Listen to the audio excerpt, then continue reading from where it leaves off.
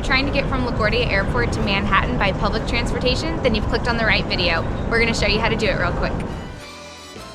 If you have baggage to claim, follow all yellow signs marked baggage claim. If you don't have baggage to claim, follow all green signs marked ground transportation. The ground transportation floor is one level below the baggage claim carousels. The first thing you need to do is buy a MetroCard. In Terminal B, the MetroCard machines are indoors on level 1 by the ground transportation door number 4. You must purchase at least one fare per person. Click Start, Your Language, Get a new card, Regular or Unlimited Ride.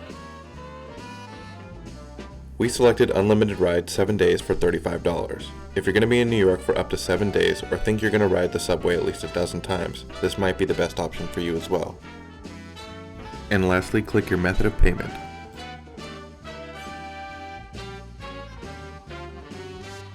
Now follow all green signs for the Q70, LaGuardia Link, and the M60 bus. These only leave from Terminal B and C. If you land in Terminal A, you can take a free airport shuttle to either Terminal B or Terminal C. Insert your MetroCard that you just purchased into the machines outside near the Q70 bus waiting area by ground transportation door number 2 and get a receipt.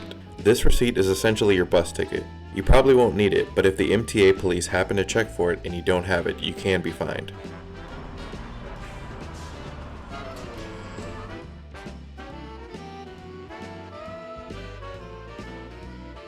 Exit the Roosevelt Jackson Heights subway train station.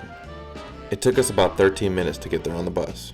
If you haven't purchased a MetroCard yet, you can still get one at these machines here.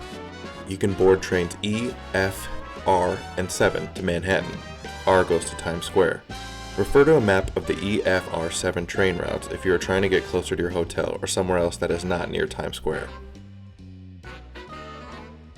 You can also pay for the bus and subway using contactless payment through the app Omni or Apple and Google Pay. This is Times Square 42nd Street. This route is one of, if not the cheapest options to get from LaGuardia Airport to Manhattan. It works best for travelers who pack light because you'll have to take the bus, transfer to multiple trains, and most likely climb stairs if your train station does not have an elevator. The total cost of this trip was only one MetroCard swipe or $2.90 per person. That's a slamming deal.